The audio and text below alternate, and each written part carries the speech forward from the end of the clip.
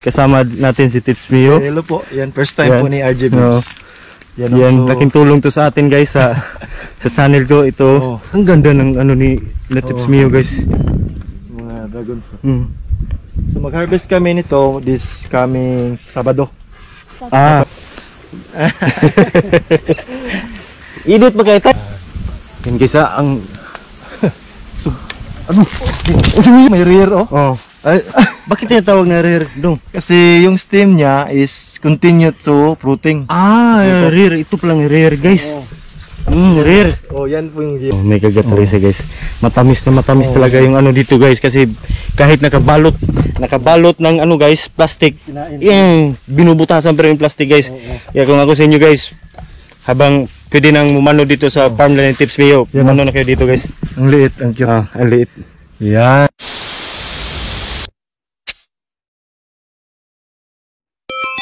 Hello guys, welcome sa aking vlog. Pupunta pala ako ngayon sa farm nila ni Tips Mio guys. Kasama ko pala yung asawa ko guys.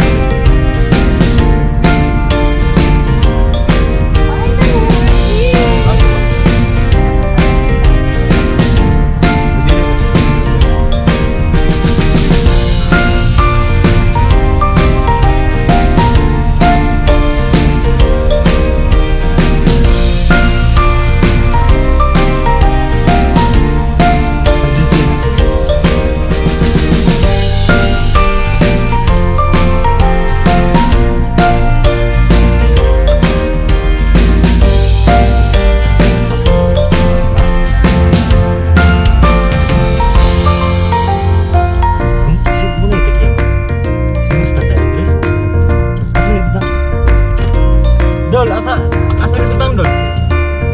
Ako nang tikarga. Guys, dito na tayo sa ano ni Tips Mio. Dito lang din dito. Wala na sila man.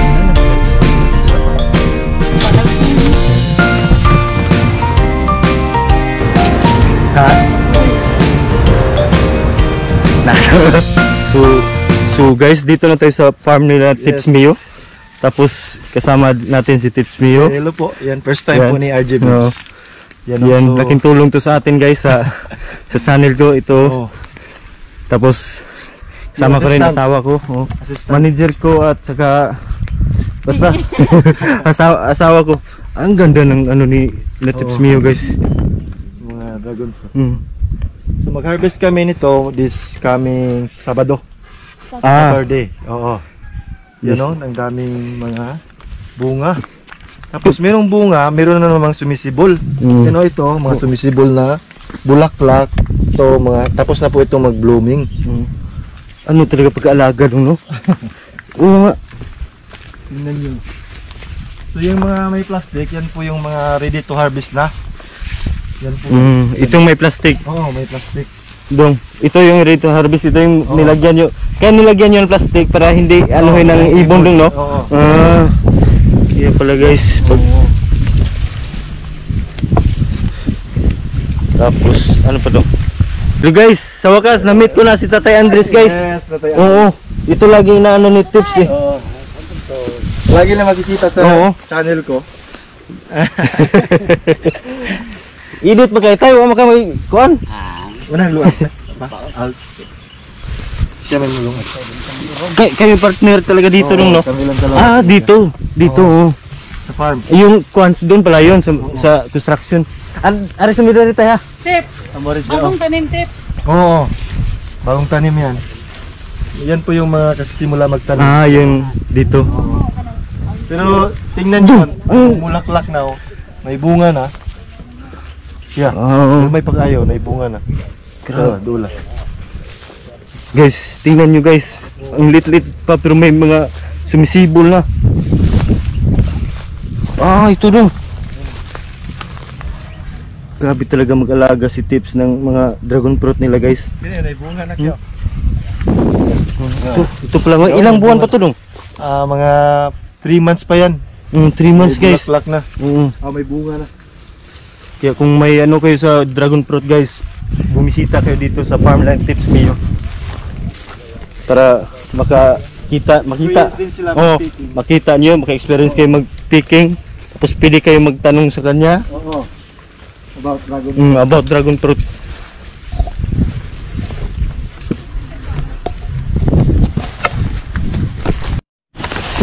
Yan, dami palang bunga dito. Bayabas, mga wild bayabas.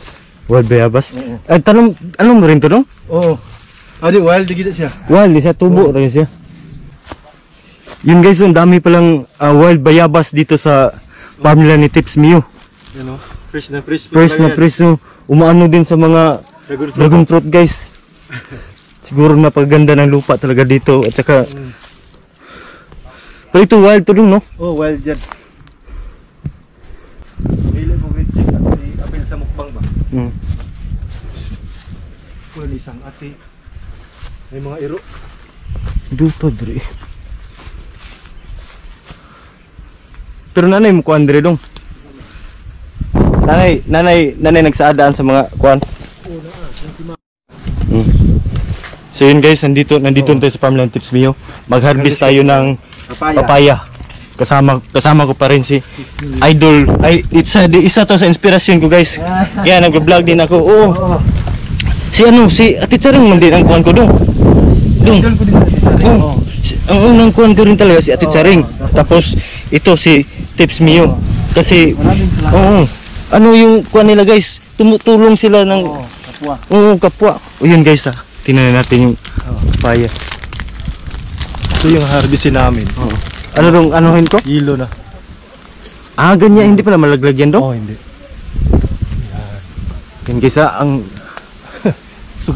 ano yun?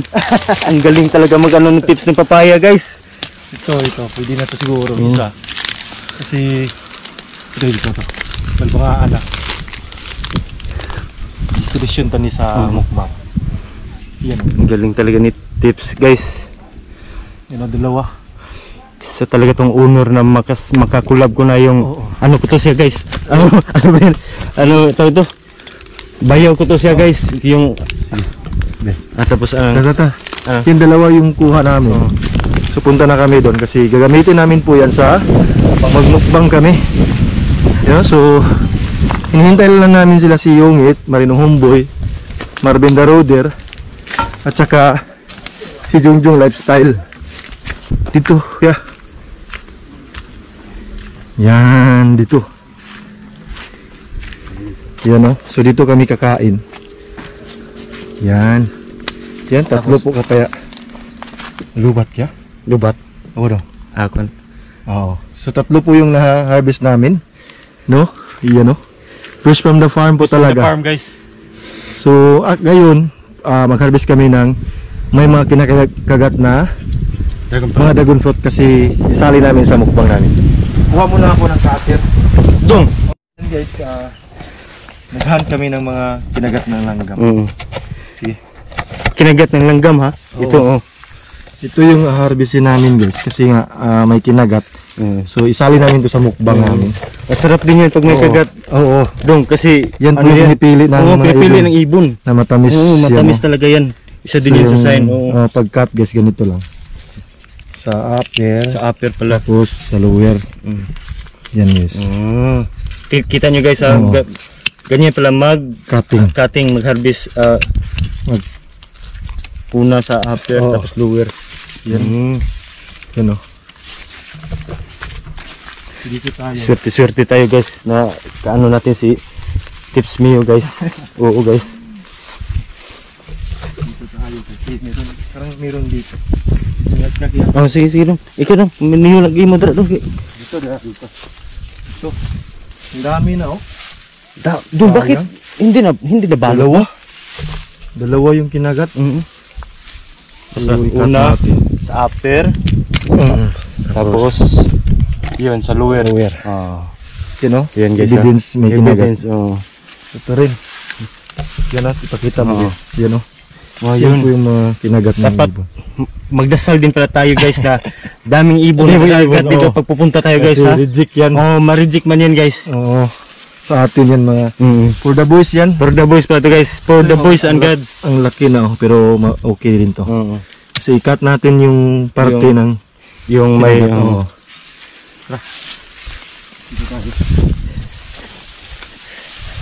Ang daming bunga. Wala nang laman, sayang. Hindi na namin naabutan. Na hindi natin abutan guys. Na ano na ng mga kaibigan nating ibon. Ibong Adarna guys. Oo. Yan po talaga yung isa sa mga problema sa pagtatanim ng dragon fruit, no? Ah, yan pala dong. Talagang mga insekto, mga ibon na laging kumakain. Oo. Kasi pasalamat din sila Oo. dong kasi Sila yung oo. nag-distribute ng mga pollination para mamunga yung mga Mm.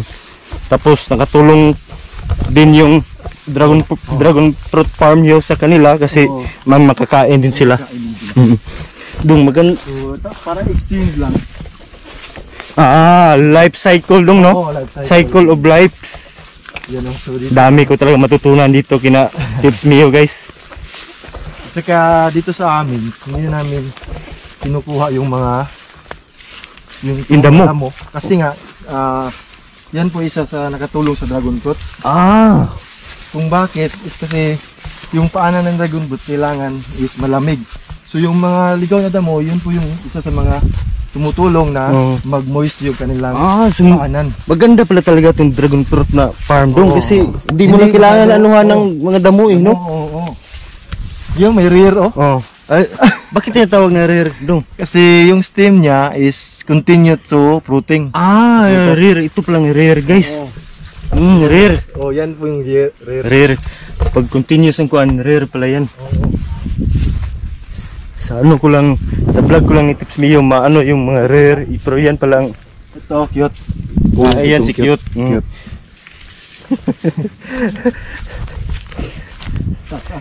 Ha? Taas naman ito eh. Ako lang ikaw na. Ito na yung balat at plastic.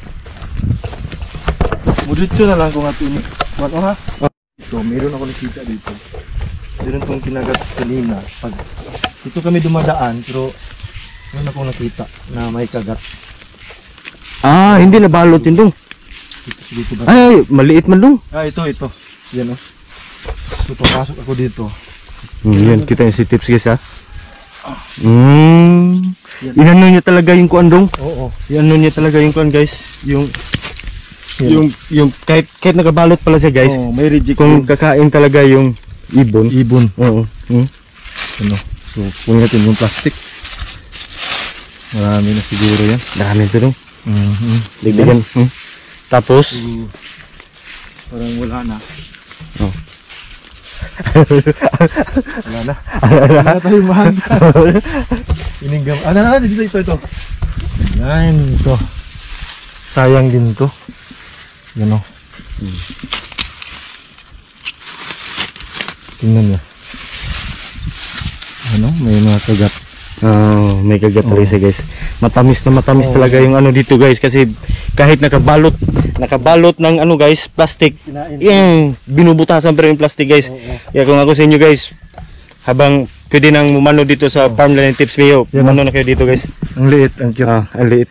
Yan, so tapos na po kaming mag-hunt ng mga kinagat ng langgam. So yan, thank you po sa panonood. Don't forget to subscribe, RG Bibs po. Ayan, first collaboration po namin dito sa Dragon Fruit Farm. Ayan, so ingat, bye-bye. Paalam po. So guys, tapos na tayo mag ano ng dragon fruit na reject guys.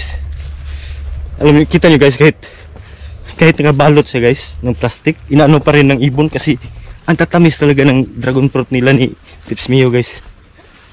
Walang sintamis. Parang pagmamahal natin sa asawa natin guys na sobrang tamis. So yun na guys. Balik tayo dun sa taas. Mahandaan tayo para sa mukbang namin. Salamat po.